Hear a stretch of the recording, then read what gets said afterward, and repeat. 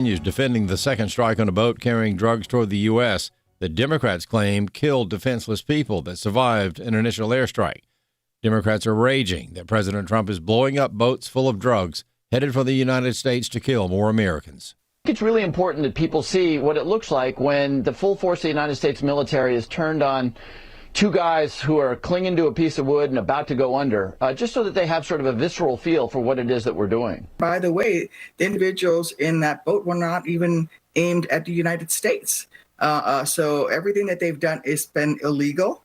There's no fentanyl involved in what we're blowing up down in the Caribbean, even though the White House and others keep saying that. Senate Intelligence Committee Chair Tom Cotton says Democrats just don't get it. They were not floating in the ocean on a wooden plank or in life jackets. They were on the capsized vessel. They were not incapacitated in any way. It was entirely appropriate to strike the boat again to make sure that cargo was destroyed. It is in no way violation of the law of war. And Texas Congressman Pat Fallon arguing the strikes were necessary. These are not combatants. These are terrorists. These are narco-terrorists. They had poison, toxins on that boat that could have killed thousands of Americans. So they knew what they were doing. And when you make those choices, there's consequences. They took risks and they lost. Immigration officials are seeking to locate unaccompanied children who have crossed the border illegally. Border Czar Tom Homan praising the Trump administration's efforts to locate unaccompanied minors. Over 500,000 children were smuggled in this country under Joe Biden. They released them to unvetted sponsors. They lost track of 300,000.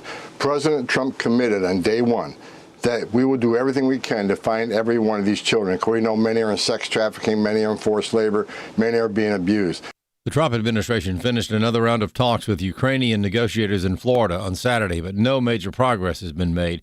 President Trump says he's disappointed with Ukraine's leader. President Zelensky hasn't yet read the proposal. That was as of a few hours ago.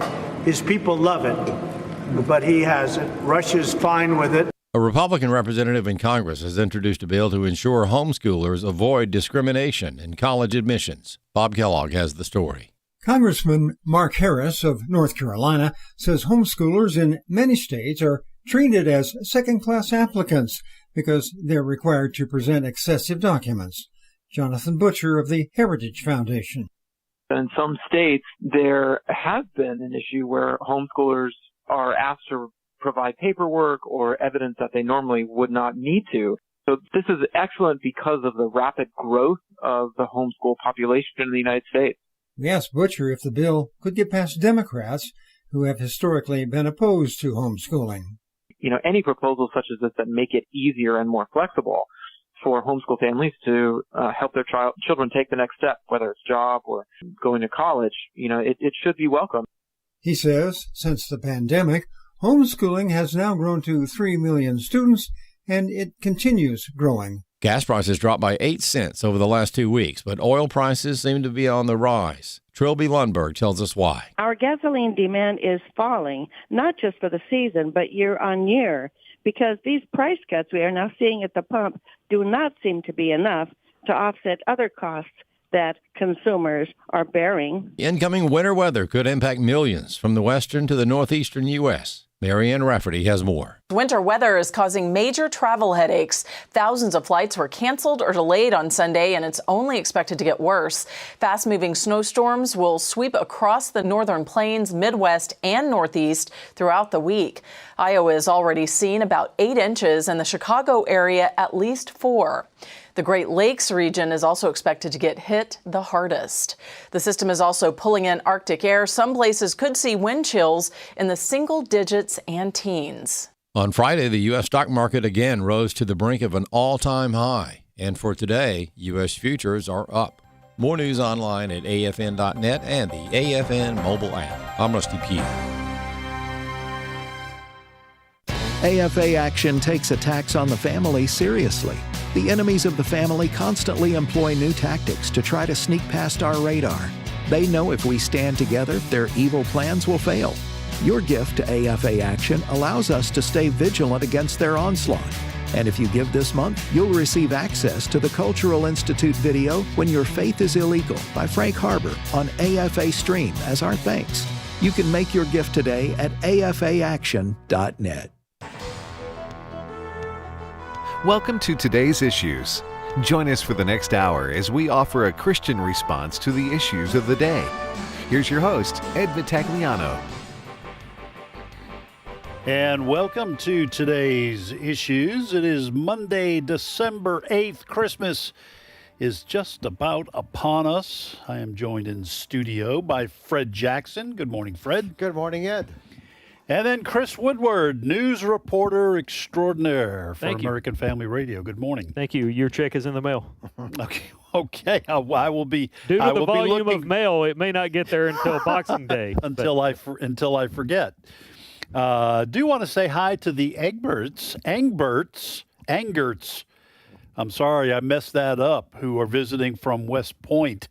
Now, I don't have the husband's name, but I do have Maddie, Sylvie, JD, and Lottie are visiting. They're big listeners, and you know what, Fred? They like today's issues. Yeah, it's absolutely amazing. Smart people. They were telling me they listen religiously. All right. Yeah, and that's very faithful. Yes, that is. And so they are getting a tour around the building, and you can, if you'd like to, take a tour of American Family Association, American Family Radio. Just simply go to afa.net, and there is a drop-down menu where it says More. And if you go all the way down, it says Visits. There's a little form you have to fill out and make sure you're not running from the FBI. But then, and we do want to make sure that there are folks here. You probably don't want to visit on a Friday afternoon. A lot of folks usually are heading out the door. But we do love to see our listeners, people who support American Family Association, American Family Radio. And so the Angerts are here visiting. We're thrilled to have them. So thank you. All right, Chris, nothing much happening, I assume. No, back to you. All right. Well, thank you. Thank you for that. What's first, well, news-wise? Yes, our top story right now on afn.net. The headline is Illegal Alien due in court Monday after latest violent incident. 33-year-old Oscar Solorzano is due to appear in a Charlotte court today in connection with a stabbing on a Charlotte commuter train Friday afternoon. This incident, of course, it came just a few months after that Ukrainian refugee was stabbed in the neck and killed. This situation here in Charlotte on Friday critically injured a man, but Solorzano, the suspect, has been charged with attempted first-degree murder, assault with a deadly weapon, and other crimes. And authorities say that he has a long rap sheet. He's also in this country illegally. I've got some audio here from a criminal defense attorney turned Fox News contributor by the name of Josh Ritter, who said the system is to blame here. Clip 1. It's a complete breakdown in the system. I mean, the prosecutors and law enforcement in that community should be tasked with protecting that community, and obviously they're not. You've got a person who not only should have been deported and should have been cooperating with federal authorities to make sure that that's taking place, but you've got a person who likely should have been locked up even far before then if he's got this lengthy criminal history. And now, again, we're in this type of situation where we saw a few short weeks ago in this same community where somebody who never should have been out was out and was able to commit a great violent crime. Luckily, in this case, the victim happened to have survived, but that doesn't make it any worse nevertheless. You know, Fred, I don't know where this winds up in terms of what's going to happen in this country, but you increasingly have two complete views of how America should operate. And on the left, I don't even call them liberals anymore. On the wacky left, they believe Americans are expendable. Yeah. And it doesn't matter how many of them die or are assaulted. As long as we have opened our arms to receive refugees and illegal immigrants into this country, regardless of what they do once they get here or what they did before they got here.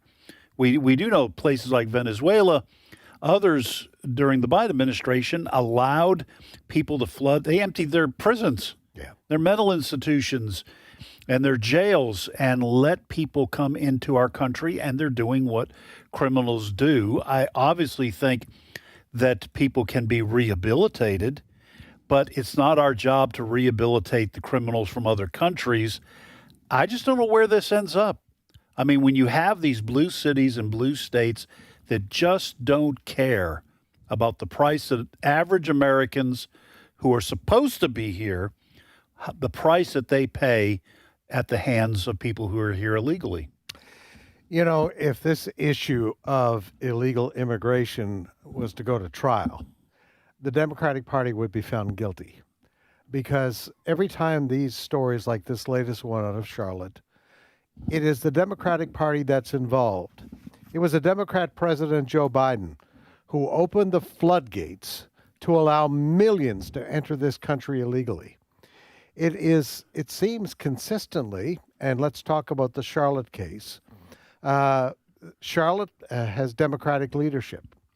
And when ICE agents went in there a few weeks ago, they had Operation Charlotte, I think that's what they called it. There was resistance. You know, the Democratic leadership was saying, this is terrible, what's going on here? Well, this incident on this train, this commuter train in Charlotte on the weekend, points to, once again, on two fronts. We have a legal system many times that lets the bad guys go. The incident a few months ago where that young lady from Ukraine was killed. Irina Zarutska. Yeah, stabbed and killed.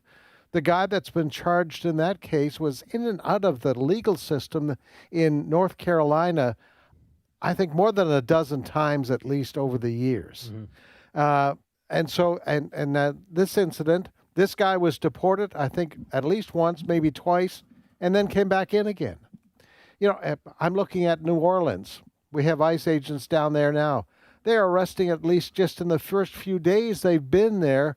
And again, the Democratic leadership of the city is resisting this, but they've arrested at least a couple of dozen bad guys. Not only are they in the country illegally, but they've committed crimes. So what Joe Biden did, some people say he committed treason. He did. He has allowed the enemies of this country to come in and do harm to our people. So, as I say, there is a Democratic Party problem here. If the mainstream media was being honest, they would be nailing the Democratic Party every day for these problems. But it's so sad. I hope the young man who was stabbed, that he survives. He's in critical condition, is the last thing that I heard, last condition. But I hope the American people are learning that there is a price to pay for liberalism, whether it's, you know, socialist economic policy or, in this case, immigration.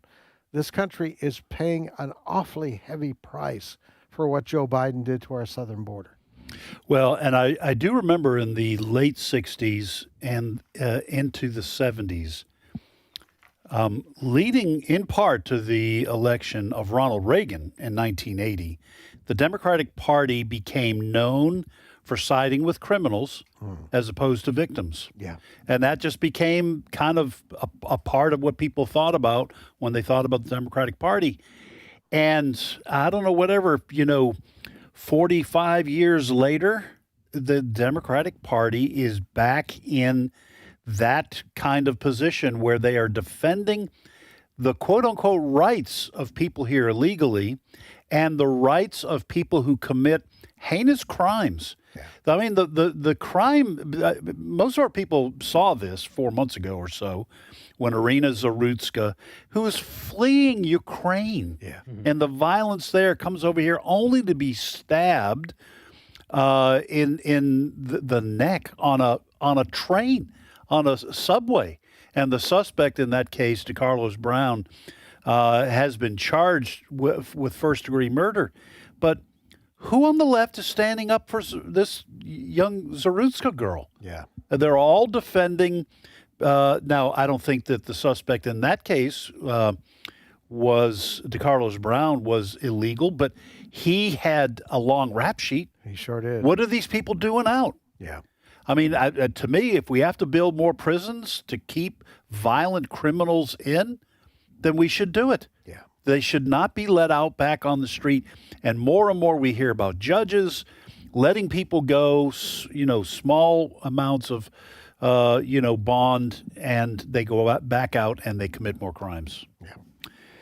All right, Chris. It's a Monday morning. That's pretty grim, but that's the kind of thing that we wind up talking about on Monday mornings because a lot of this stuff happens over the weekend. Well, sticking with the crime news for just a moment, Representative Ilhan Omar has weighed in on the Somali fraud in Minnesota, which some news outlets would tell you may have exceeded $1 billion, where Somali immigrants were defrauding the federal government and taxpayers.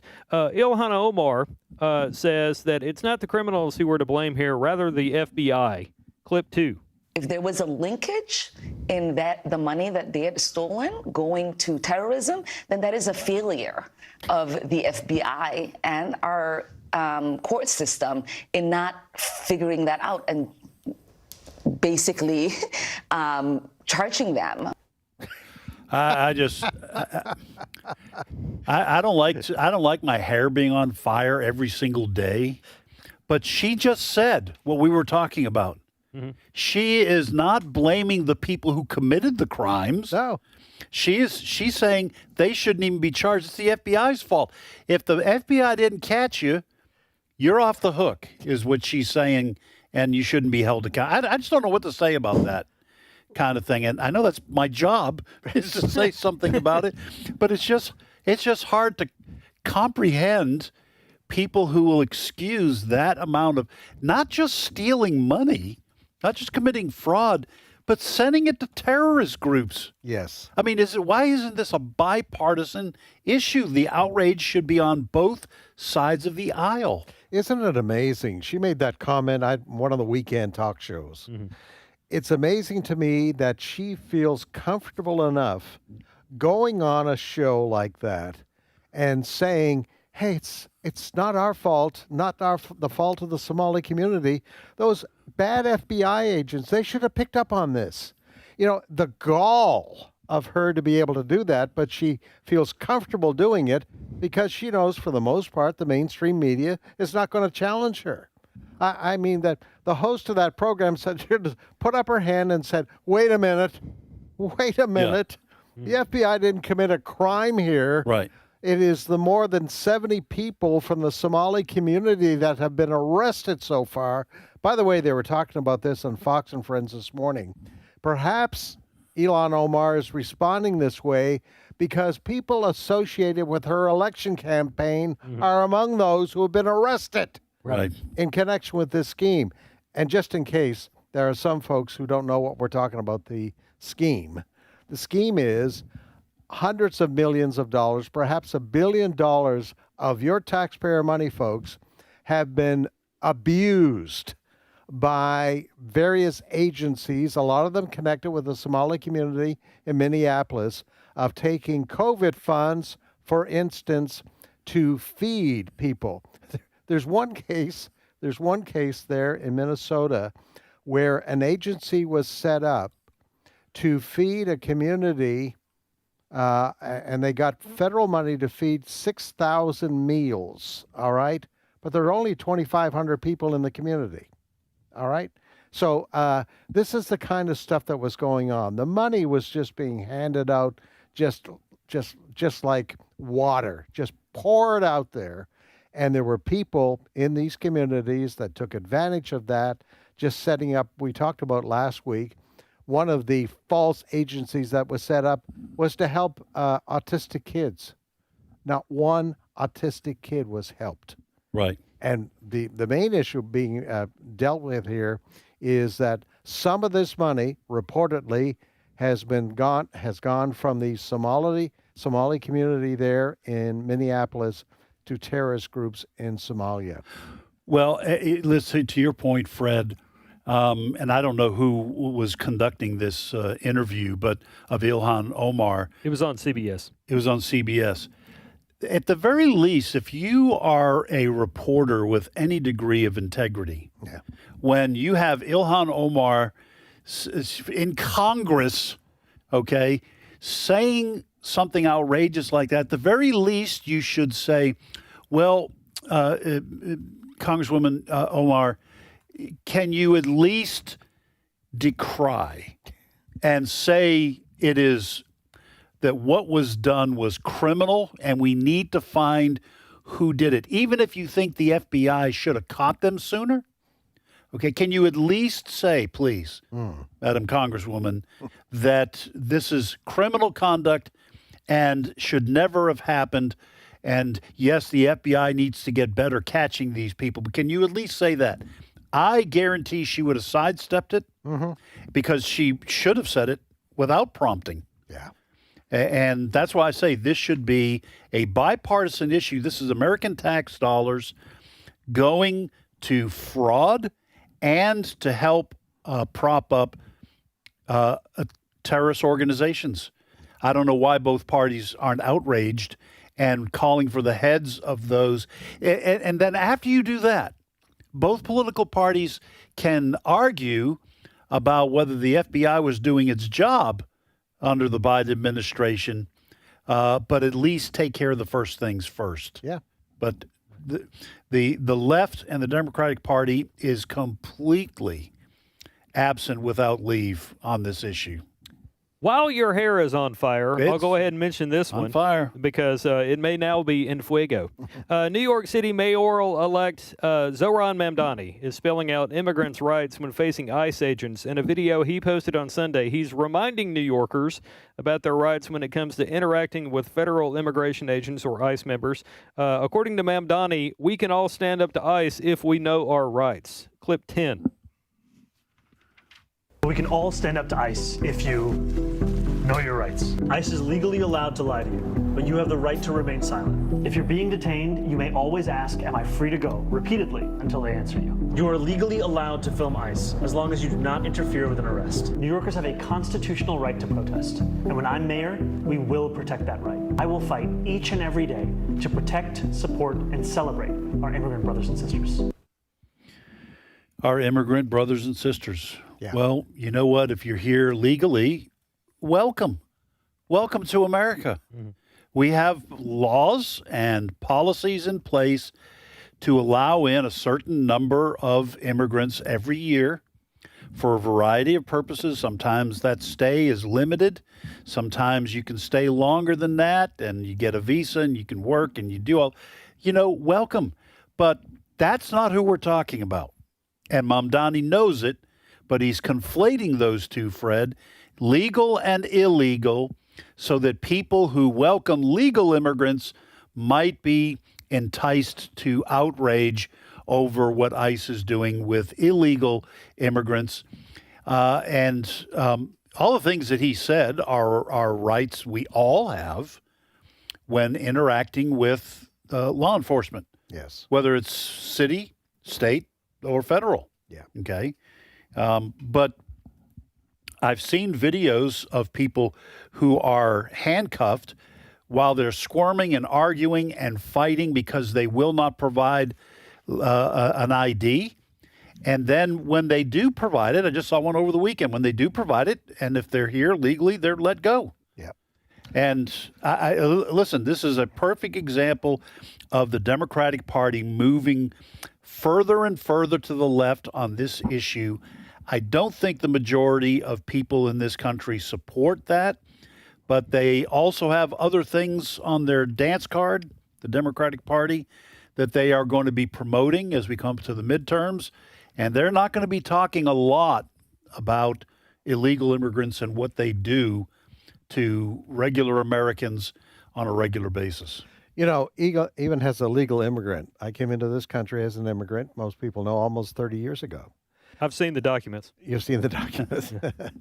But my father-in-law, who lived here in the United States, had to give an oath basically that I would never be a burden of the state. Right. That if I became unemployed at some point, that he would have to look after me. Yeah.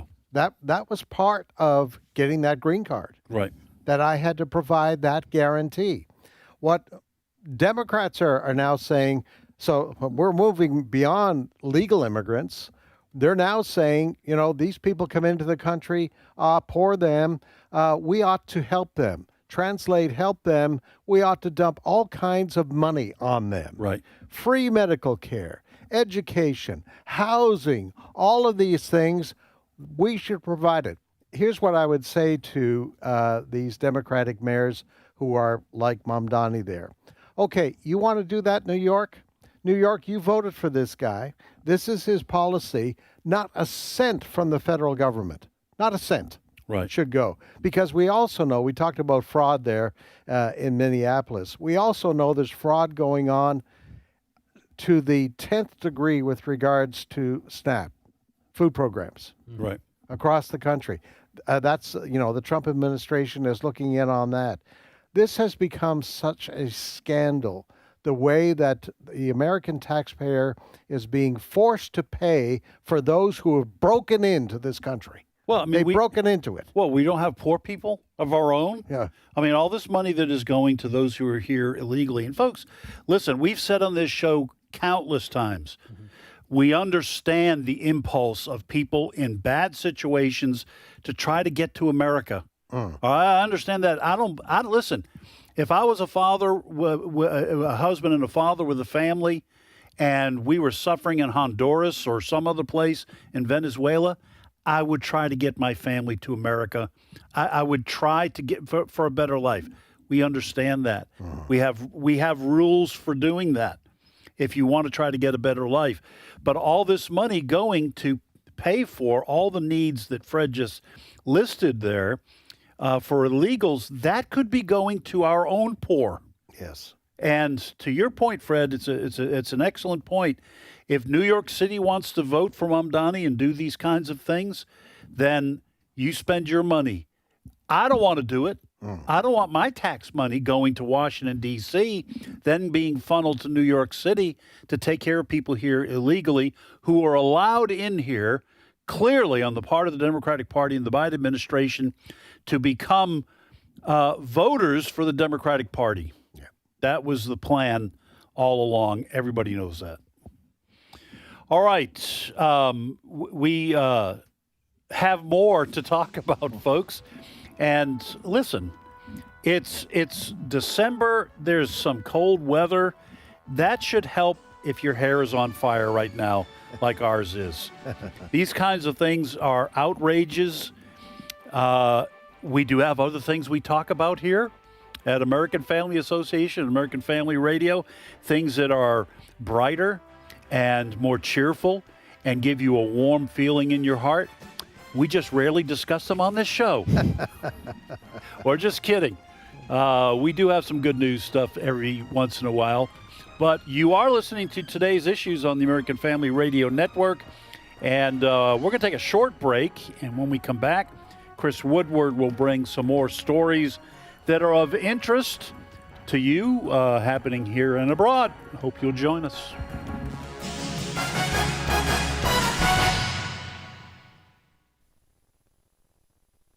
It's my turn.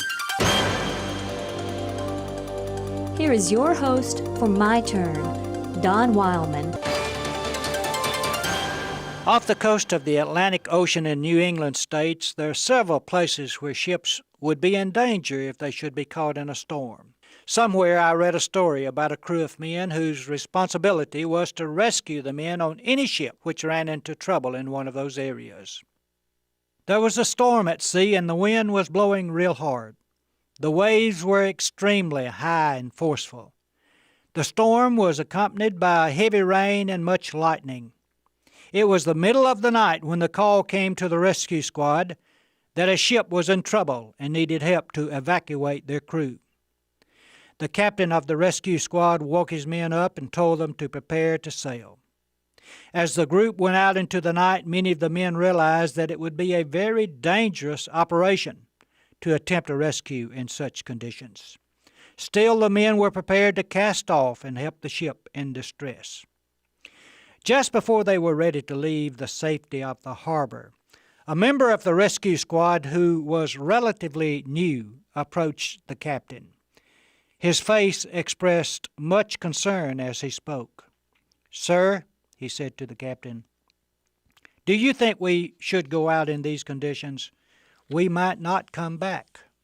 The old captain, a veteran of many years at aiding ships in distress, slowly turned to the young seaman and gave this reply: "We don't have to come back, son, but we do have to go out.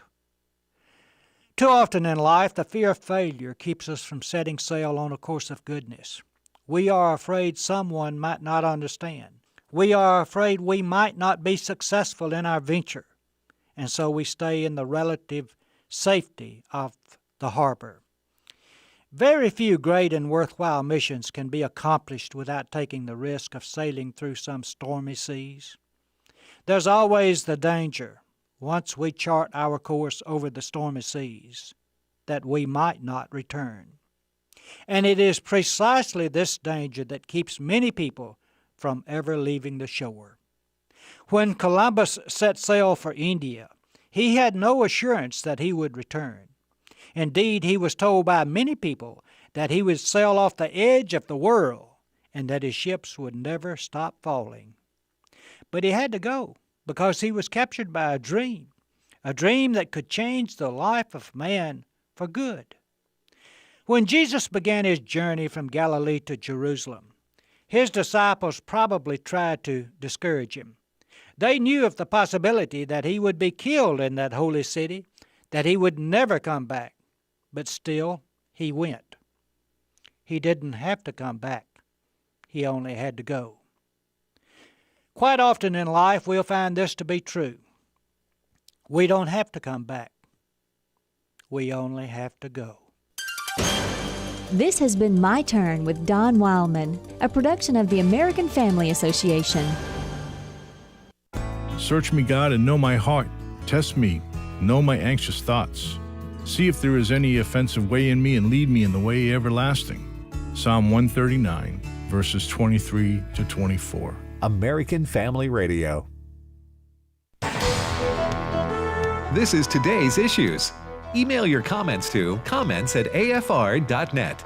Past broadcasts of today's issues are available for listening and viewing in the archive at afr.net. Now, back to more of today's issues.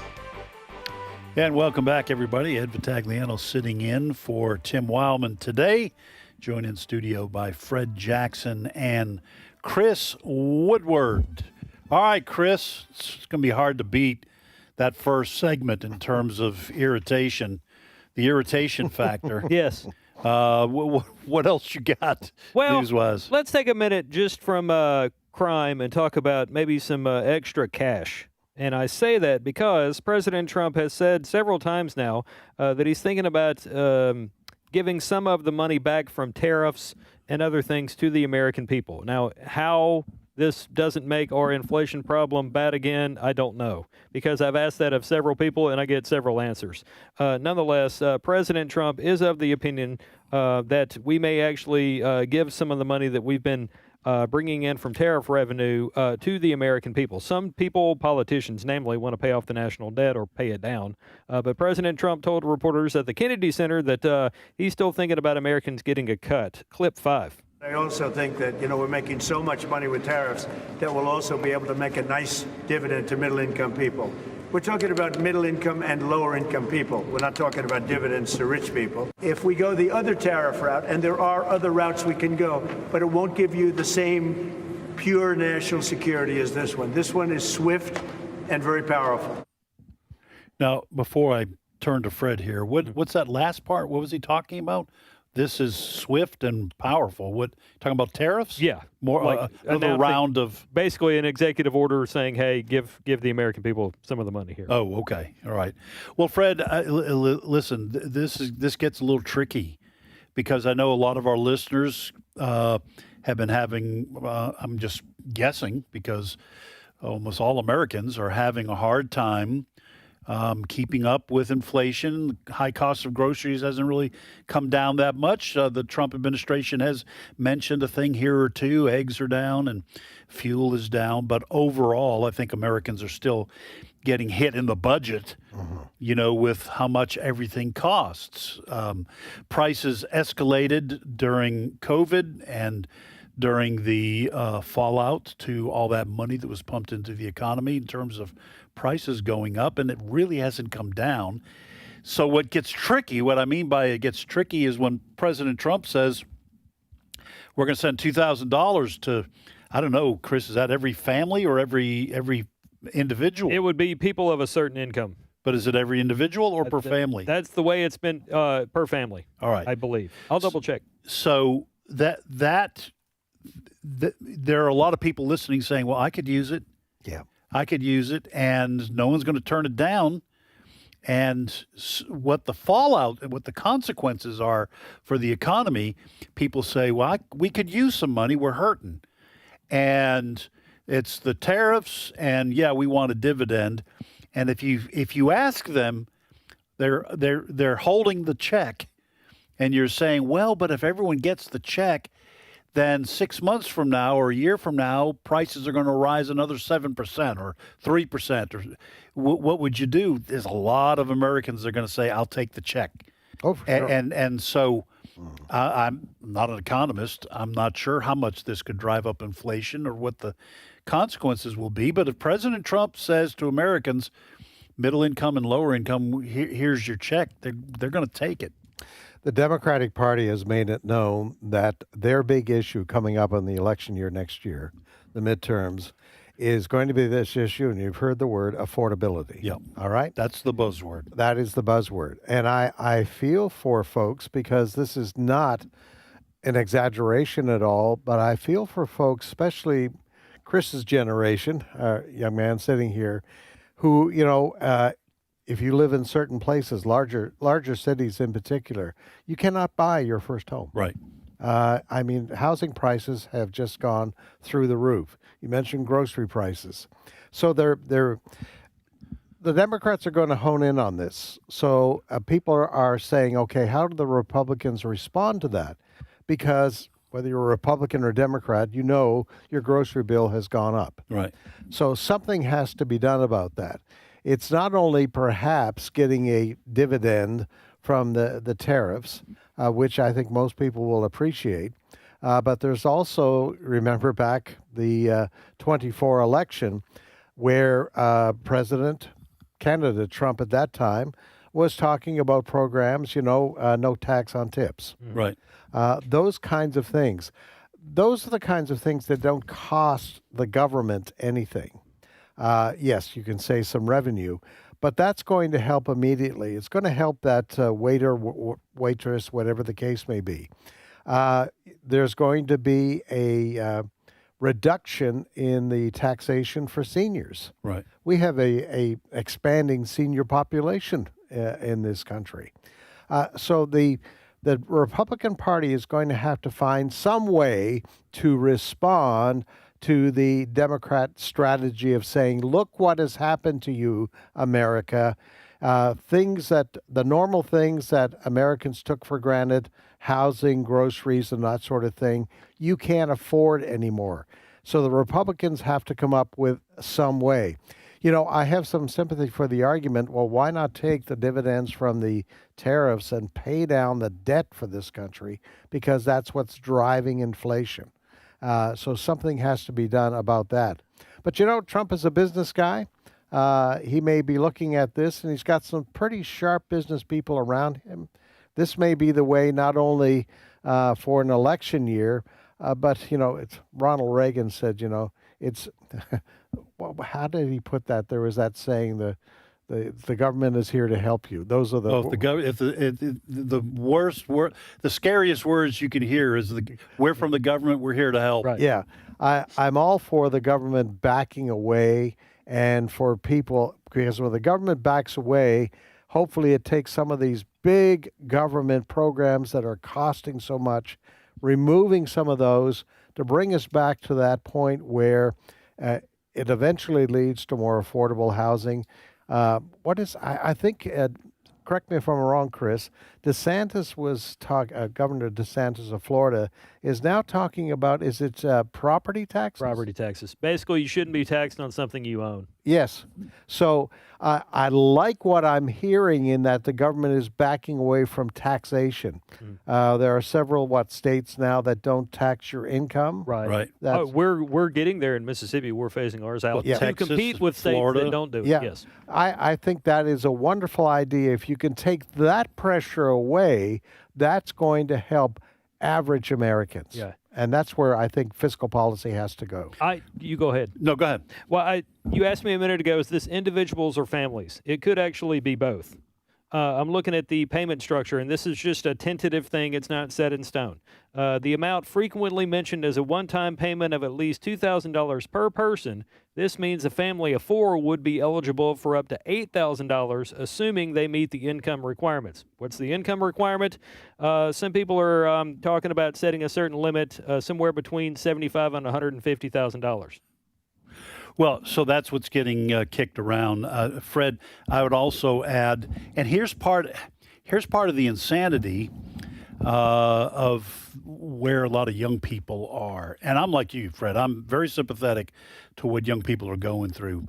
But I know from my own youth, and I'm sure before me, I don't go that far back, but there were colleges around when I was young. Everyone told me and everybody since, you go to college, get a degree in something marketable, and when you graduate from college, you can get out and get you a good job and get started on that American dream. Well, when the government took up the project of guaranteeing loans and grants and all that kind of thing, what did most colleges and universities do? They expanded their departments, and they expanded their teaching faculty, and they expanded their administrative staff, and they raised the prices of going to college so that in a lot of colleges, even state schools, you can graduate with $200,000 worth of debt. And elite schools, it's even higher than that. These poor young people getting out of school can't find jobs. And that interest keeps clicking away on what they own, and they are feeling despair. Yeah. And I am very sympathetic, but I look at colleges and universities and say, well, you have to take some of the blame for this. You know, you've got all these DEI degrees that you're handing out. These young people taking this stuff, they're not going to get a job in this. No. But you're raising price. So I'm not sure what the answer is. I hope it's just not a generalized collapse across all economic levels. But we're in very, I think everyone feels the insecurity of being in these uncharted waters, wondering what the future holds. And a lot of these young people who are biting on this message of affordability, I don't blame them for it, but the Democratic Party is being very savvy in ignoring their own part to play in the affordability crisis and blaming it all on Republicans. But it's both, frankly, it's both political parties. Well, and don't be tricked by the affordability tactic that the Democrats are going to take. When they talk about dealing with affordability, I can guarantee they're talking about bigger government programs. Yes, and more money. And more money.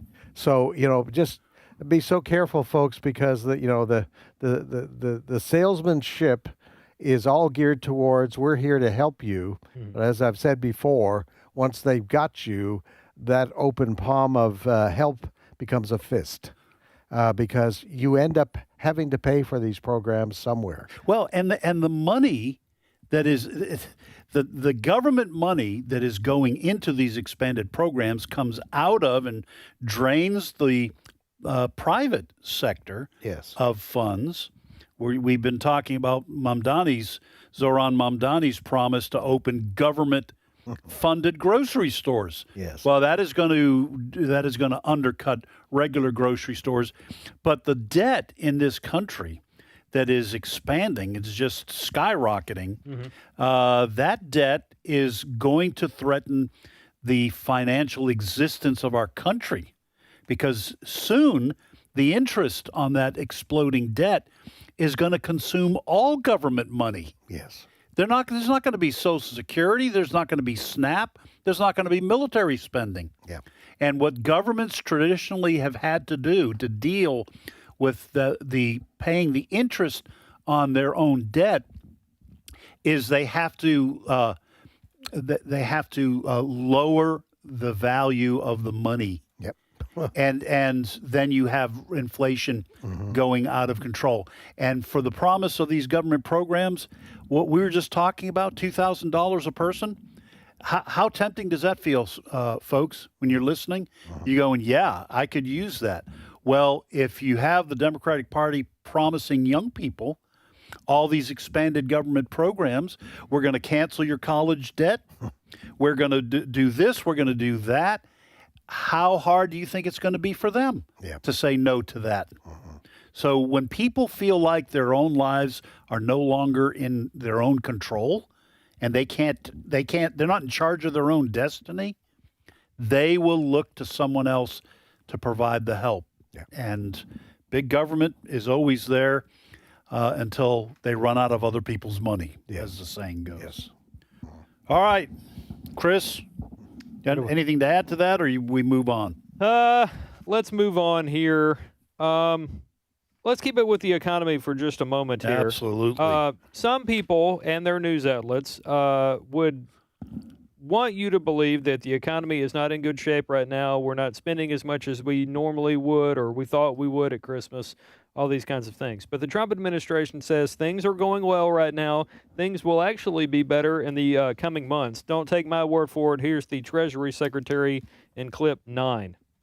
The economy has been better than we thought. We've had the 4% GDP growth in a couple of quarters. We're going to finish the year, despite the Schumer shutdown, with 3% real GDP growth. Democrats created scarcity, whether it was in energy or overregulation, that we are now seeing this affordability problem. And I think next year we're going to move on to prosperity.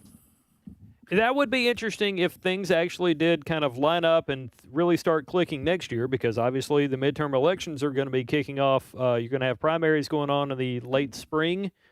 So if things are starting to go well, Republicans, in theory, would say, see, we told you we would do this. Give us another term. You know, Fred, there is, and this is part of the problem with government control of everything, there is something to be said. That was Scott Bessent? Scott Bessent. Okay. When you talk about artificial scarcity, I've read, this goes back several years, that if the U.S. would create one more oil refinery, would build one more oil refinery in this nation, gasoline prices would come down substantially. They don't do it. I don't know whether it's the oil companies wanting the prices to stay up. I don't know. But also you look at nuclear power plants. If you could somehow fast track those, you could drop energy prices. And you talk about energy prices and gasoline prices coming down, that has an effect on the rest of the economy. Now, I'm not an economically savvy person. I have no degrees. I think I had to take a year of economics in college, just like a lot of other people with a liberal arts degree. But I'm not an economist. But it does seem sometimes that government policy keeps prices artificially inflated. You know, what we saw here with RFK Jr., with him talking about the fact that Americans pay exorbitant prices for pharmaceuticals. The companies making and selling the same drugs in Europe for a fraction of the cost, charging Americans exorbitant amounts of money for that very same product. You go, well, why? Well, they must be allowed by congressional laws and regulations to drain the money from the wallets of Americans so they can keep their prices low in Europe.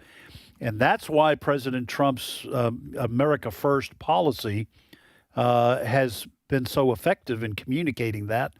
Americans just need to see the fruit of it. Well, like you, I'm not an economist, but I did take at least a 100-level course. Yeah. And it goes back to, the basic supply and demand.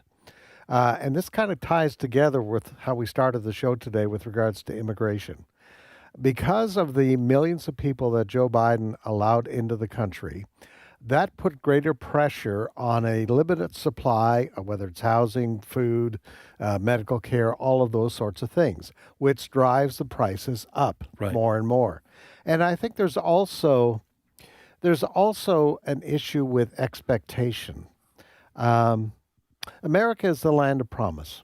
It really is, which is one of the reasons so many people want to come to this country. It's a place of great opportunity. But we have to be careful on immigration, because if we overload the system, it creates higher prices and everybody's affected by that. So we have to think about those things. But then there is this issue of expectation. When I was growing up, and yes, I grew up in Canada, but I think similar experiences here in the United States, we didn't have the expectation that a lot of younger folks have today, that you start.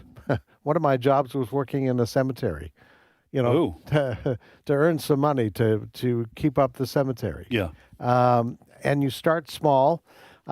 Worked at a radio station where you're on the air for 6 hours a day, and you're paid a certain amount of money. But our family didn't have our first car until Mom and Dad had 3 kids. Yeah. We used buses. I think there is an expectation problem today that I want it right now. These kids coming out of university, I want that house right now. People, maybe you have to rent for a while before you get to that point. Maybe you don't buy, and I'm starting to sound a little bit like Dave Ramsey here. Maybe you don't buy the new car, you buy the a decent used car. So I think there has to be a meeting, all right, so that you get the supply and demand under control, but also the expectation under control. That as a young person, I may have to work for 10 years at a lower salary rate before I get to that point where I can afford a house. Yeah. I was 43 years old before we bought our first house, which today many times... They wanted it at 23. They wanted it at 23. So there has to be, I think, a meeting of this supply and demand thing, and then the expectation that I can't buy the brand new car right now coming out of university. Right. I'm going to have to wait, and I'll try to make it with the clunker, as we used to call it, on that. And I can't afford the 3,000 square foot house right now. I'm going to have to settle for the 1,800 square foot house. Yeah. So expectation plays a lot into this. So I just think there has to be a coming together of that. Yeah. Oh, I absolutely agree. I mean, there are a lot of moving parts to all these issues that I'm not smart enough to solve.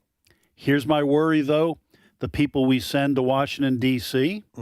To solve it. Yeah. All right. My fear is that their number one job, as I've said, is in their minds is to get reelected. Yeah. And so many of them, I won't say all of them, many of them appear to make compromises with what they told their constituents, or compromises with their responsibility to do what's best for their constituents, runs headlong into that reality. If I want to get reelected, I need X number of dollars coming. And a lot of times it comes from big companies, big corporations. And then the rest of my party, and I'm saying this to both political parties, says, well, you better play ball, or we will not support your reelection. And so I may not be smart enough to solve it, but the people who we send to D.C., who I hope are smart enough to solve it, sometimes I wonder where their first loyalty lies. Yeah. So I don't want to paint with too broad a brush. That's why I didn't say all of them. But they're supposed to be doing what's best for us and not what's best for them and their future. All right. All right, Chris. I like to bring these kinds of things up from time to time because this happened before I was born, and I'm just curious where a young Ed Vitagliano was on this day in 1980. For those not familiar with today's date, a famous event that happened on this day, John Lennon was shot and killed in New York City, December 8th, 1980. Mark David Chapman, of course, was the gunman. So where was I? Yes, where was Ed I wasn't in New York City. All right, so what month was it in 1980? Today, on this day in history in 1980. December of 1980. I was at Bible college. Oh, okay. In fact, just a little story. So I met my wife at a Bible college in Dallas, Texas. We were dating in February of the following year, I asked her to marry me, and on February 14th, what a romantic guy. But here during Christmas, during the Christmas season, she went home to Mississippi. I went home to New Mexico, where my family had moved during the break, and I took all my Christmas presents back to the mall. I was a Bible college student. I didn't have any money that my family had gotten me. I took them all back to the mall, exchanged them for cash, and bought my wife a Christmas present, my girlfriend, a Christmas present. And all the ladies listening right now are going, oh. Yeah, well, listen, and still 44 years later, still in love with Diane, but that's what I did. So I was at Bible college. Okay. And took it all back. And what's funny, I got her a nice little pendant. Nobody cares about this, but I'm hosting the show, so I'm just going to finish this. This beautiful little pendant, and it got lost somewhere. And we looked for it. I know where we lost it. We just never could find it. But anyway, the marriage seemed to have had legs, so it survived, even though we couldn't find the pendant. So. Fred had tons of experience playing Beatles records as a Canadian DJ. Yeah, where were you in 1980? Well, Susie and I had just been married less than a year, so at this time, December 1980. But we met at Bible school, similar experience. We lived in a very old single-wide trailer for a while, and our fridge was usually 80% empty. But you know what? You can get by on eggs. Yeah. And canned meat. Do you have your fair share of Spam? Spam, that's right. Fry it up with cheap ketchup, and it's wonderful. Oh, listen. You know, it's good to have those experiences. You know, we call them war stories. Yeah. Don't we? Yeah. We call them war stories. But I tell you what, it goes back to what I was saying about expectation. Yeah. You know, you're living on what God has provided your income. And it's amazing what you can do instead of going to government programs. Yeah. That you have the expectation, all right, things are kind of tough right now. But, you know, the Lord's going to provide. And this is where, you know, God's promises do come in as Christians.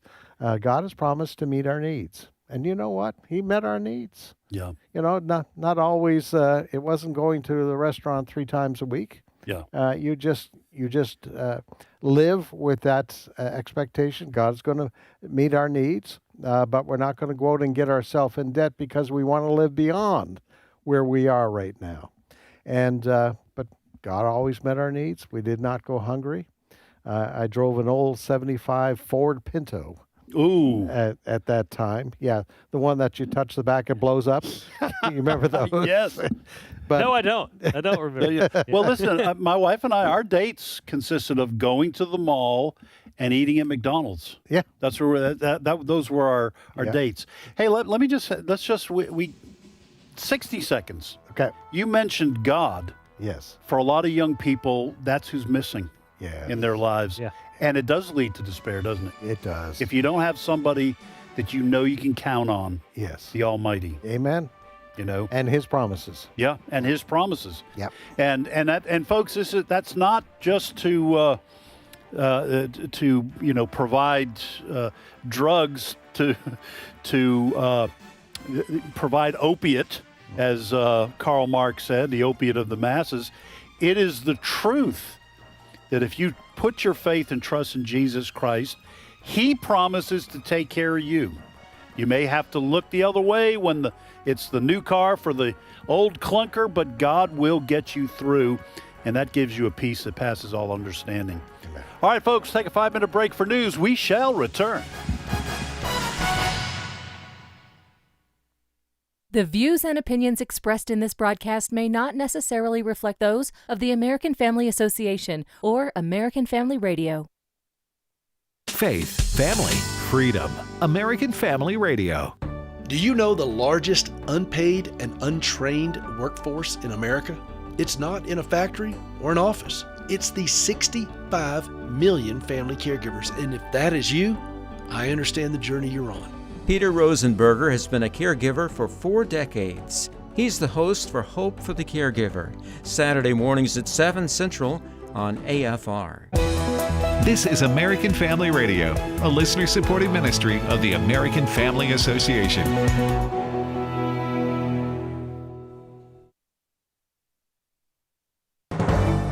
American Family News, I'm Rusty Pugh. A series of sprawling fraud schemes involving hundreds of millions of dollars stolen from Minnesota taxpayers, from COVID relief programs to housing and autism services, have placed the state's Somali community under a renewed intense spotlight. Fox News contributor Mary Catherine Ham says Democrat Representative Ilhan Omar is involved in this. She has plenty of associates, close friends, allies who were enriching themselves off of $250 million defrauded from one program alone, maybe $1 billion in the state. And this is money that would have gone to children being fed, the homeless being housed, and did not. That's what the compassion adds up to. But the fact is that a lot of people were making a ton of money off of this, and she just wants to lay it off on someone else. But ma'am, you're in charge. You're in charge of the district. You're in charge of making federal law and should be interested in checking where federal money is going, especially when it's supposed to go to the compassionate services that you're supposed to be all about. New York City Mayor-elect Zoran Mamdani is giving tips on how to break the law and evade immigration officials who are doing their jobs. We can all stand up to ICE if you know your rights. ICE is legally allowed to lie to you, but you have the right to remain silent. If you're being detained, you may always ask, "Am I free to go?" repeatedly until they answer you. You are legally allowed to film ICE. Former New York City Councilman Joe Borelli says Mamdani isn't satisfied with simply being a sanctuary city. He's openly opposing federal law enforcement. You would hope that the mayor of the largest city would probably, ideally at least, hope that people would comply with law enforcement and not hold rallies and protests that make their way into violent assaults on ICE officers. But look, people have compared Zoran Mamdani and Donald Trump, and here's one of the similarities. They both tell you exactly what they're going to do on the campaign trail. And to his credit, Zoran Mamdani has been extremely clear about doing this from the moment he started his campaign. I mean, this is what sanctuary city policy is going to look like under a radical socialist mayor, where it's not just enough to be a sanctuary city. He's encouraging the constituency, the New Yorkers out there, to actually actively oppose ICE, not just people, under the investigation of ICE, but people just in the streets. Senate Democrats make the push to extend Affordable Care Act subsidies, while Republicans remain against the bill, which is almost guaranteed to fail a vote this week. Madeline Rivera has more. That bill that is expected to hit the Senate floor is a Democratic proposal. Dems are pushing for a 3-year extension of ACA subsidies, something Republicans have made clear they won't vote for. Senate Dems were pressed repeatedly by the Capitol Hill press corps last week whether they want to fix the problem of high health care costs or if this is a messaging issue. Republicans, for their part, are also split between members who want an overhaul of Obamacare and those who are worried about the political consequences of high premiums. Some lawmakers say it is time for bipartisan solutions. Several states could be voting on abortion in 2026. Chris Woodward has more. Stephen Ertelt of Life News says pro-lifers need to get up, get out, and get educated on how they should vote. We know for sure that in Missouri, Amendment 3 is back. It's actually the same number as the previous amendment that allowed abortions, but this pro-life Amendment 3 is going to be on the ballot. Missouri Amendment 3 is also known as the Prohibit Abortion and Gender Transition Procedures for Minors Amendment. A yes vote supports amending the Missouri Constitution to repeal the constitutional right to reproductive freedom, which voters ratified in 2024. It also prohibits abortions except in cases of medical emergency, fetal anomaly, rape, or incest, with a 12-week gestational limit in cases of rape or incest.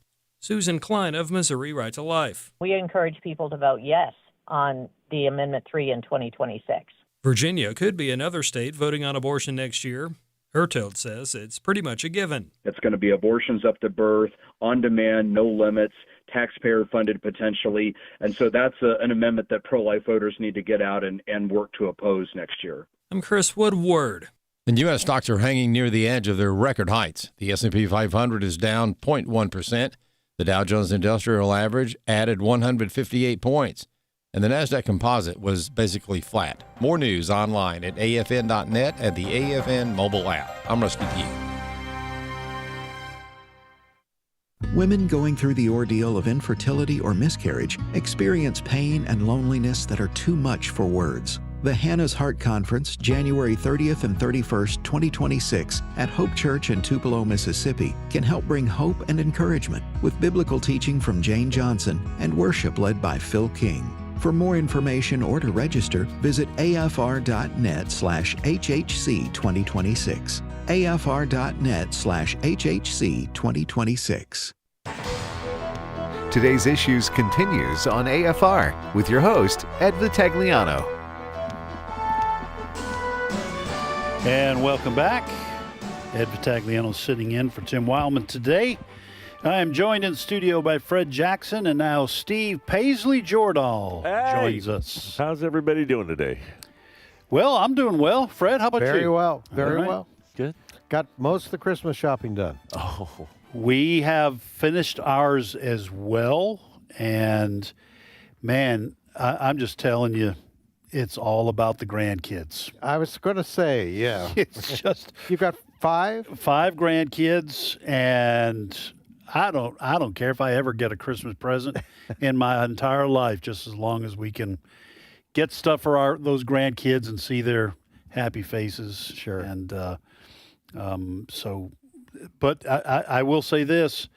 I told my wife, because I've done a little bit. She's done the vast majority of it, but I have gone with her to do some of the stuff. And I don't know whether I'm just getting old and cranky. I think probably a lot of people around the office probably would say, yeah, I think that's a good description.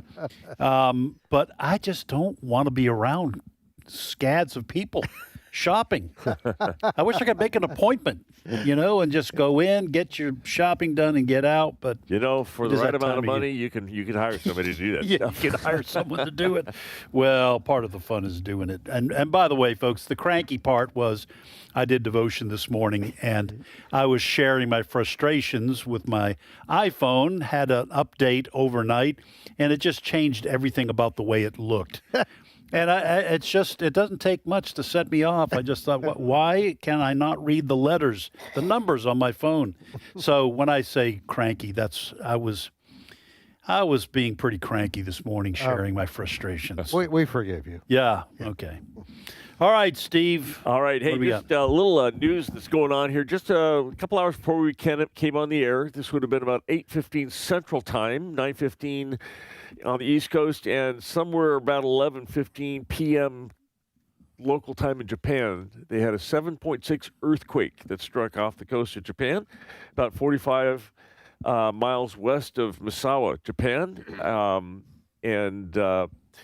There's tsunami warnings up for some of Japan. The position that the place that this was in Japan spared like Hawaii and Guam and all the South Pacific Islands of tsunami warnings. There's none outside of the Japanese coastline that I've read.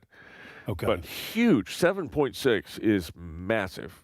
So this, they call it the Ring of Fire in the Pacific. That may have something to do with underwater volcanic action, but there are that volcanic action may be along.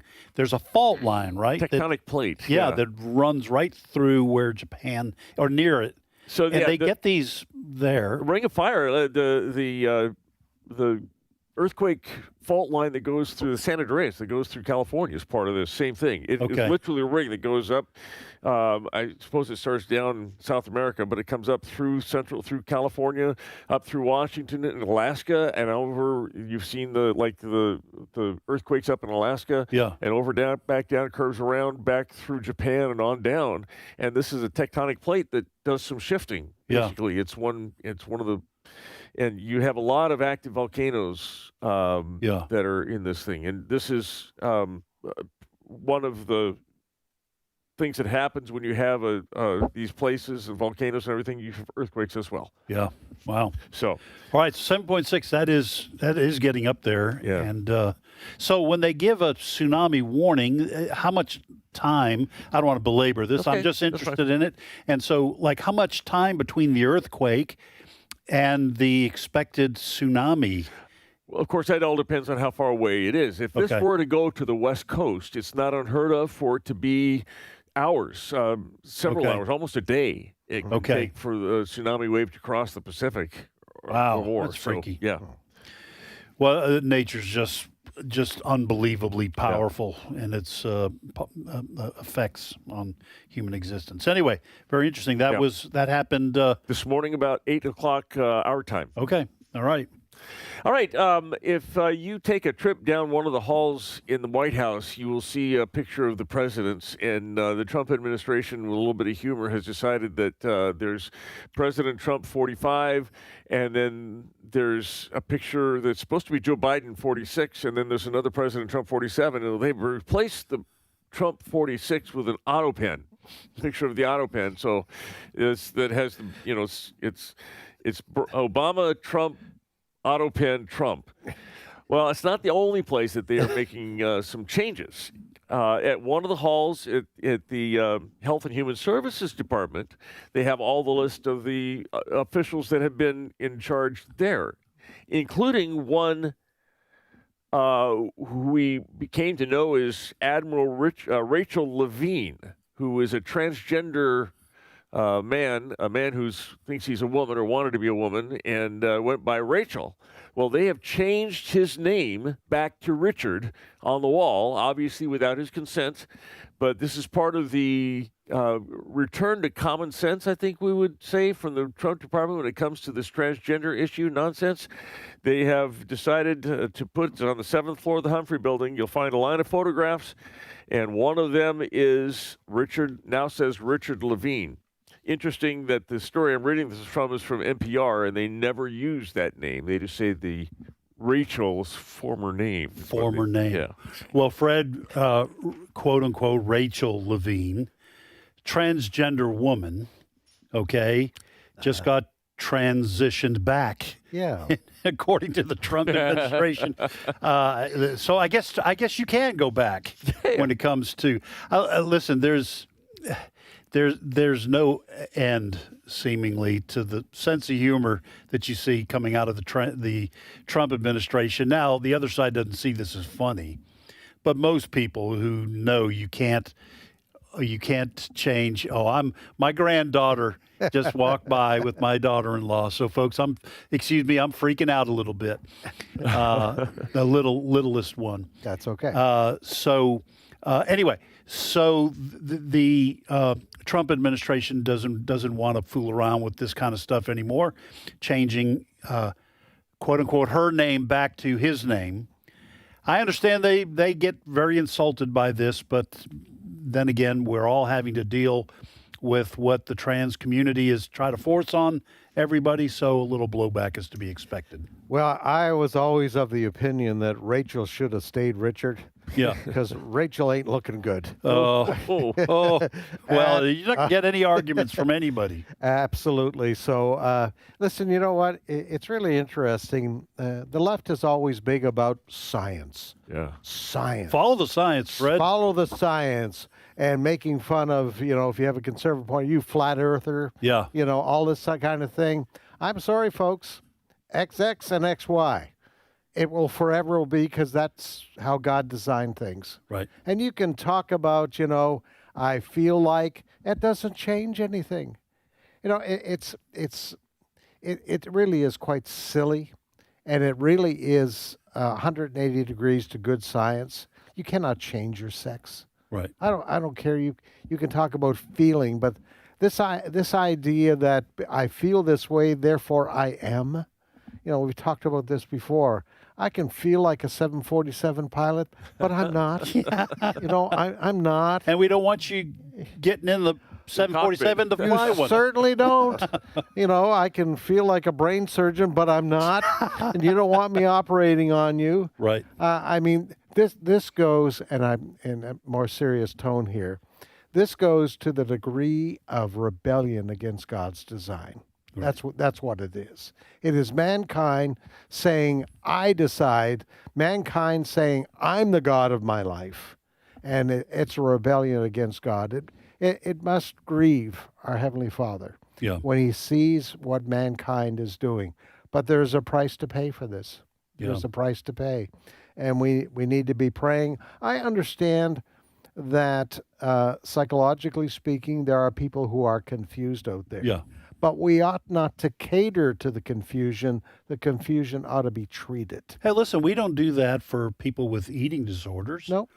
You know, if they think that they're fat when they're not, and they're not eating, we don't say, well, I'm going to support your decision to believe that you're overweight and we won't feed you any food. We don't do that. We know that that is harmful for the person. So it's best to treat what's going on in the mind rather than cater to what they want to do to the body to conform with their self-image. Anyway, it's a very sad situation for these young people because a lot of time, not just young people, Richard Levine was not young, but they discover, and I'm not talking about Richard Levine at this point, but just in general, they think and they're being told that if they transition, they will be happier. No. And what they're finding out is they're not.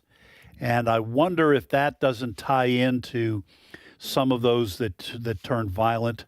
They're angry, they're frustrated, they want to take out that frustration on somebody because the promises aren't holding up. Yeah. So anyway, Richard Levine's picture is back in the White House. Richard Levine. And to back up, I think Fred's contention about it being a spiritual issue, I find it odd. If you went back 10 years, 20 years, I don't know, when I was growing up, certainly when we were all growing up, and someone insisted that you call a man a woman, you'd look at them like they're crazy. What in the world? Right. You know, they even had a Monty Python skit about it. It was hilarious. I remember that was like back in the first century in the Roman Empire.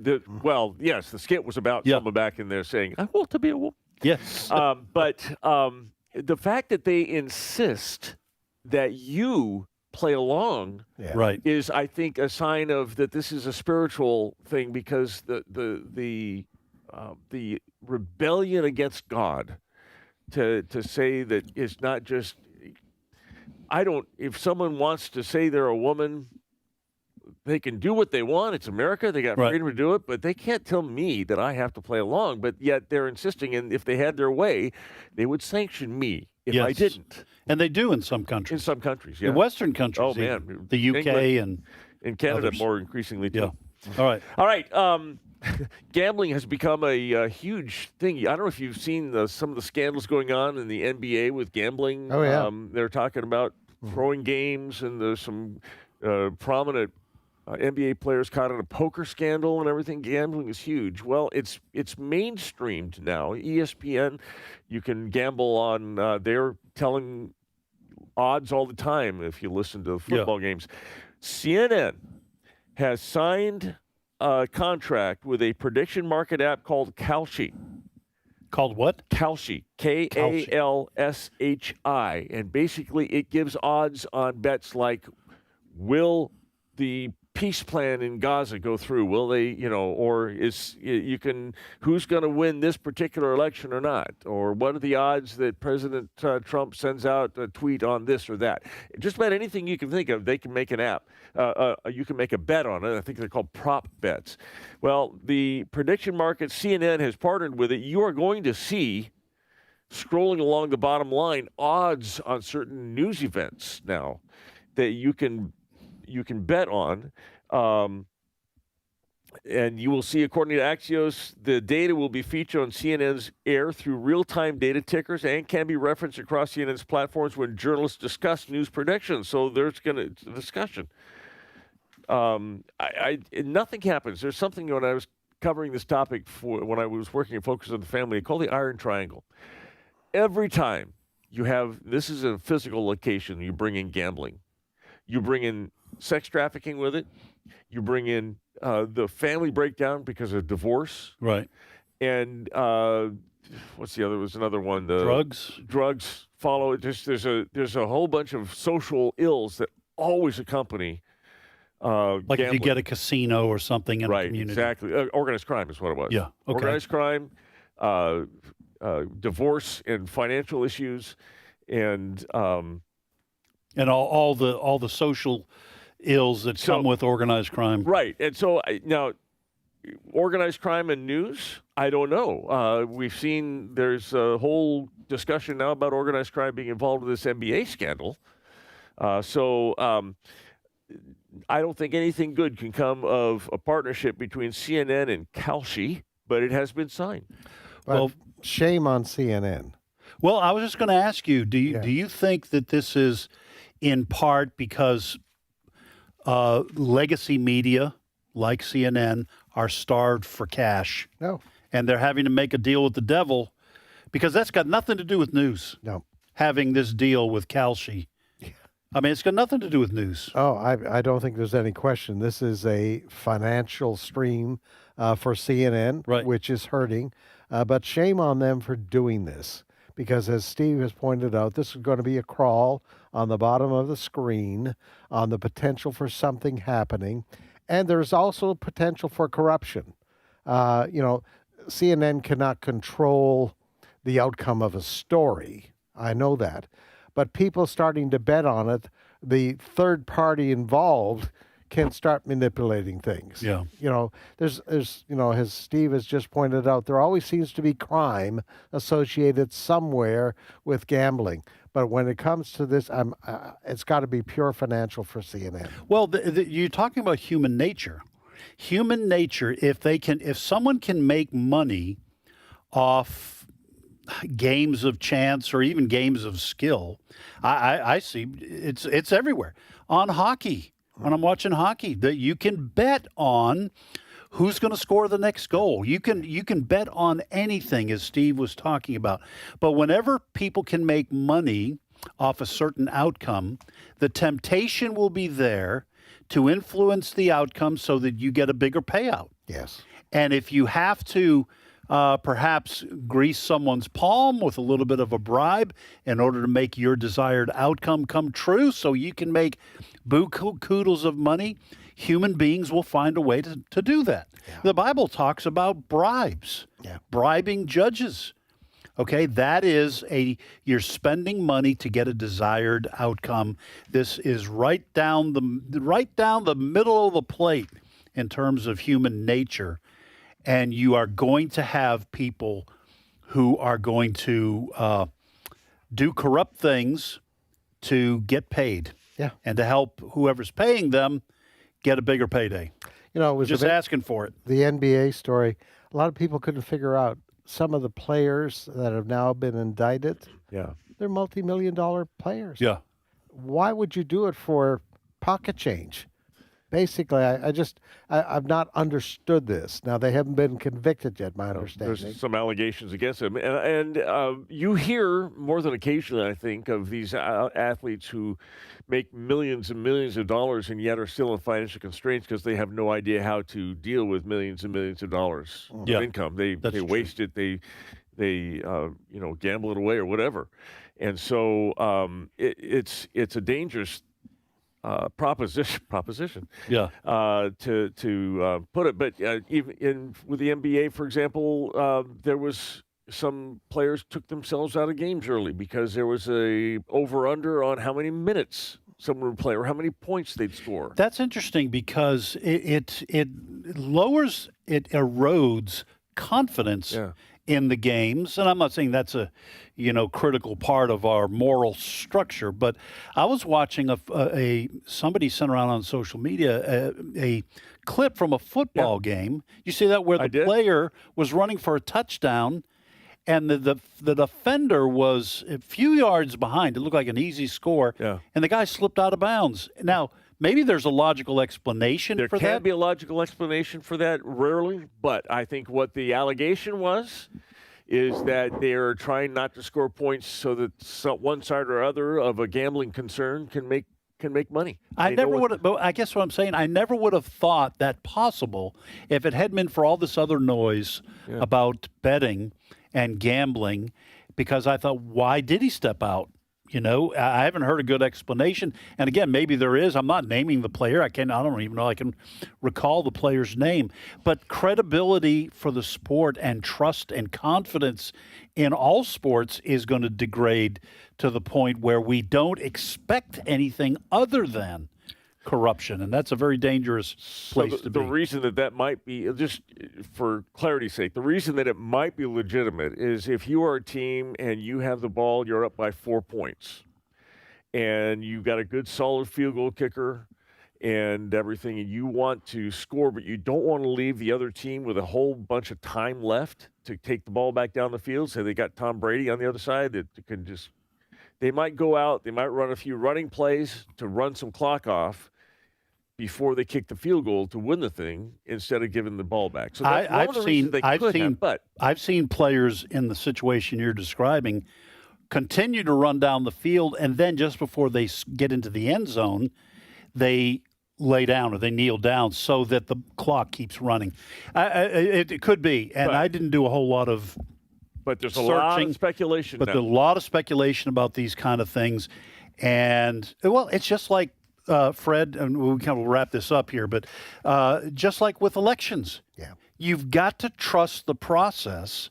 And if you don't trust sports, you get suspicious at everything that happens, even if something may be legitimate. Yeah, the safest way is to stay with your election example. You vote on election day. Yeah.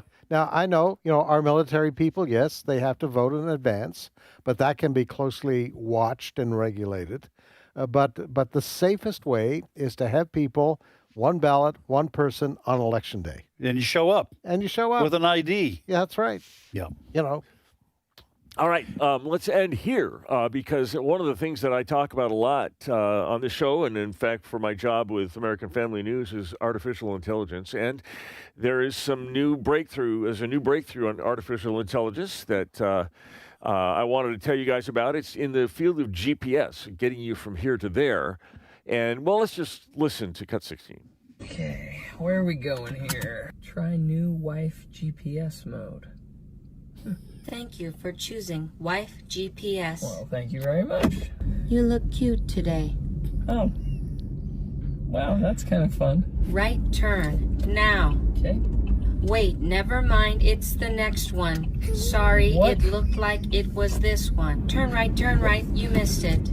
Nice going. Okay, come on. You could have gone right there. I know when I can go. You are following so close, it's making me nervous. I have a normal amount of space. How do you even know that?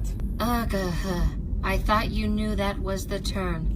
I didn't think I had to say it because I said it back there earlier. I don't understand. If you would listen to what I'm saying instead of thinking about work, my motherboard was right about you. Oh, okay, yeah, okay, that is rich. Wife GPS. I don't think I'm going to download that app. You don't think so? No. Listen, we all have stories, and guys, I'll share mine if you guys promise to share one, with your wives. But my wife and I, our thing is, we go to Walmart. Let's say we drive into the parking lot. I don't let her drive. Go to Walmart. She will go up as close as she can to find a spot. And if she doesn't, she'll circle around until she finds something up close. Yeah. I park as far away as I can get. And I don't want carts being released and all that kind of stuff.